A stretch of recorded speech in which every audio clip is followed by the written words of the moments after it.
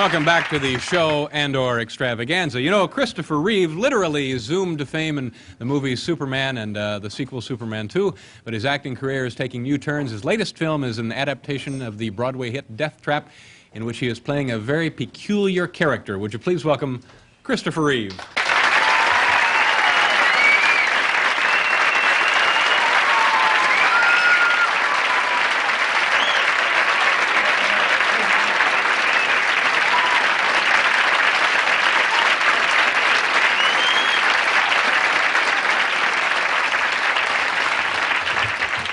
Thank you very much for being here. Pleasure. I saw Death Trap. Now, the character is peculiar, and it seems to me, having seen Superman and also Death Trap, that this may have been the more difficult of the two characters to play. Anything there?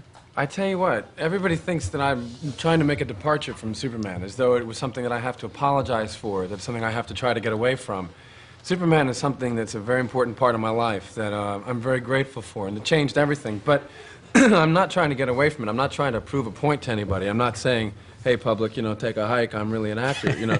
It's Superman, in an odd sort of a way, was harder to do than Death Trap, where I have a, you know, fabulous director and, you know, Sidney Lumet directed, and Michael Caine and Diane Cannon, and long speeches and plenty of time to shoot it. So in a way, there's a lot to really sink your teeth into. And Superman, I was standing out there, you know, really looking silly, and I had to make something out of it, you know. So Superman was a triumph against the odds, really, whereas Death Trap is, you know, right on the money, sort of a pop fly, really. Mm-hmm.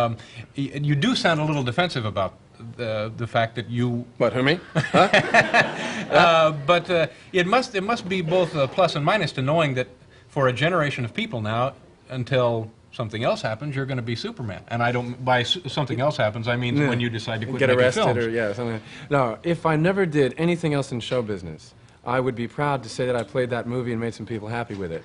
However, having said that, I would probably, if I couldn't get a job, I would still act someplace, you know, move to, you know, Hoboken and start a community theater or something like that. You know, not quite the same thing, but nearly. And it is not something I have to apologize for. Fortunately, what happens in the business, if you do a movie like that, and if you have a stage training, which I do, the first thing that happens is the industry, you know, the Sidney Lumets and the, you know, the big directors say, does the guy have potential?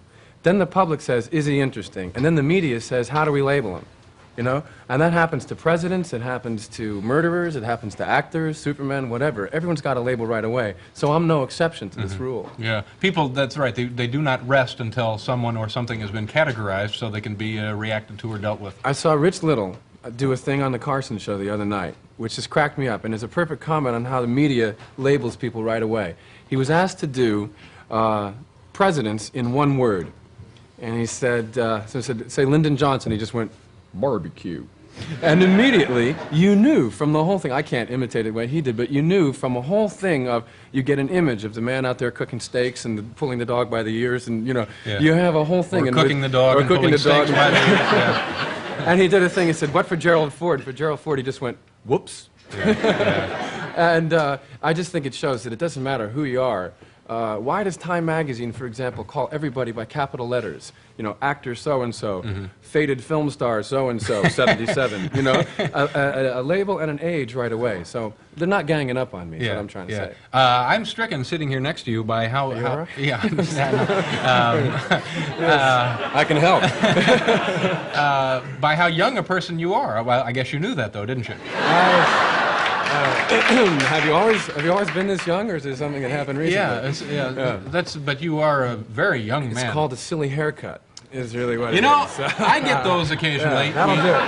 You go in looking like yourself, you come out like a duck. Absolutely. Not that you look like a duck, mind you, but there ought to be a law. I've been called worse. Federal legislation on haircuts. Well, we have to interrupt you for a second, but we'll be back to talk more about haircuts with Christopher Reeve right after this.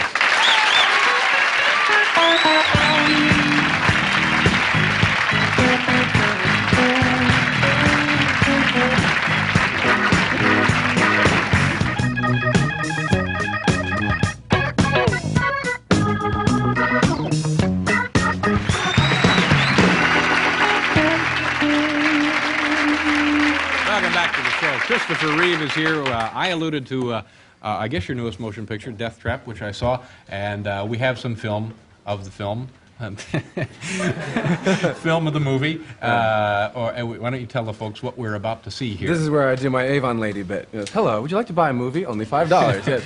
Limited trial only.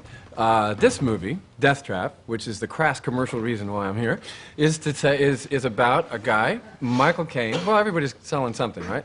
Not Michael me. Caine. I'm just. No? I have to be here. I'm just. No. Michael Caine plays a writer of Oh no! Wait a thrillers. minute. You'd have come on anyway, wouldn't you? No. Sure. You know, I came on really because I wanted to order some cream of weasel soup and a jumping steak. Terrific. You could really open a restaurant on the west side with all that The stuff. woman who you makes know? this stuff does a wonderful job on it. Yeah, she Terrific. could- And yeah. takeout stuff, you know. Anyway, Death Trap is about a You know, guy. the dentist just came on because he wanted to.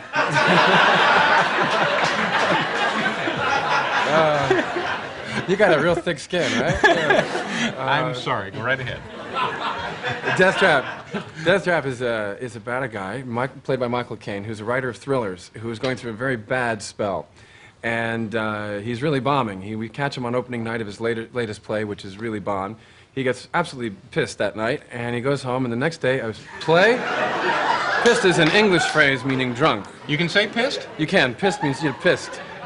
Absolutely. I'm going to just bet Pissed you here doesn't mean that angry. I bet you when Not we see tonight, this I can later, say. pissed won't be in it. Right. I just have a feeling that I spent so much time in London, I have all those phrases. they say that on the streets there, huh? They do, yeah. And, well, they are that on the streets there. No, but he receives a play in the mail written by Clifford Anderson, who was a playwriting student of his, which is called Death Trap, which is commercial, easy to cast, could be a big success. And he makes a plan. Why are these people running around? Now, they just showed me a sign here. Is this... Yeah. We will see the clip or we won't see the... Well, this is the kind of thing that pisses us off. What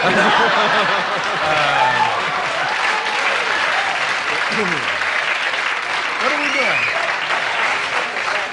Oh, we're going to pause now and go away, but we'll be right back with Christopher Reeve and the clip.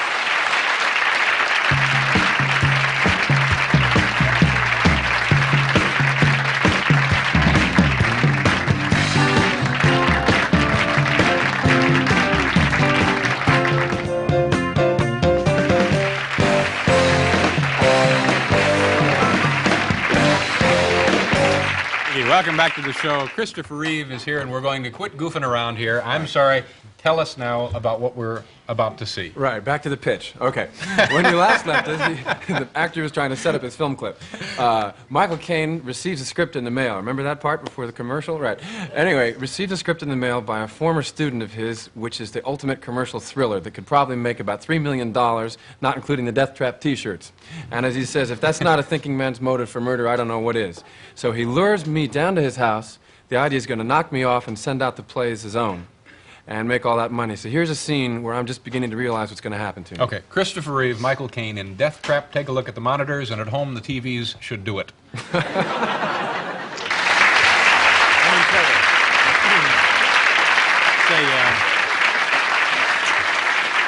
Death Trap, and very entertaining. It's exciting and also humorous. Yeah, what I like about it is that it's a thriller in which you don't see people get blown away or get their heads chopped off. You know, there's a vogue now for thrillers where people get ripped up, you know, Texas Chainsaw Massacre, this kind of stuff. This is a return to a classier, sort of more old-fashioned thriller where you're laughing one minute and scared the next, but you're picked up at 8 o'clock and taken away, bring you back at 10 o'clock, and you've been entertained and not grossed out, you know?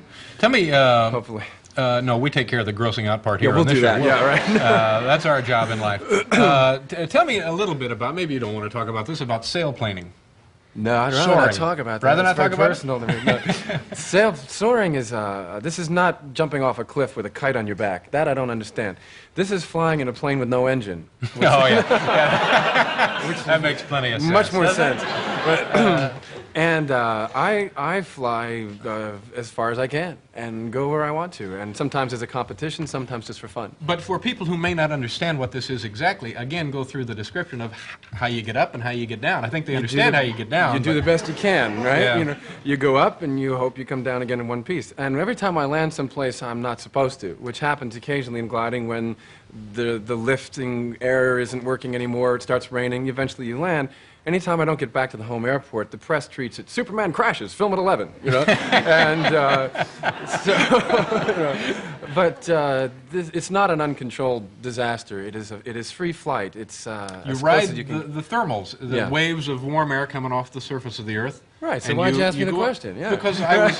No, no, absolutely. No, I find this fascinating. It's a lot of fun. It really is. It's the highest you can get legally. Yeah. Yeah.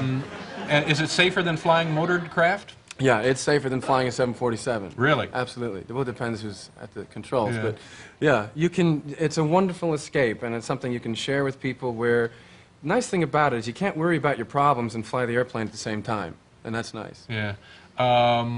We've had two other people on the show who've worked with Marlon Brando, and I know you worked with him for a few days. And anything interesting come of that relationship?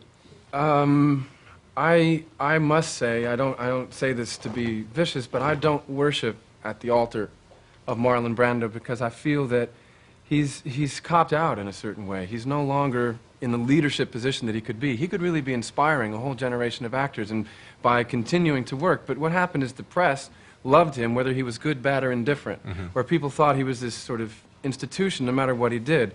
So he doesn't care anymore, and I just think it would be sad to be 53, whatever he is, and not give a damn, that's all. I just think it's too bad that the man has kind of been forced into that hostility. But you wouldn't... Well, he's here tonight, Chris.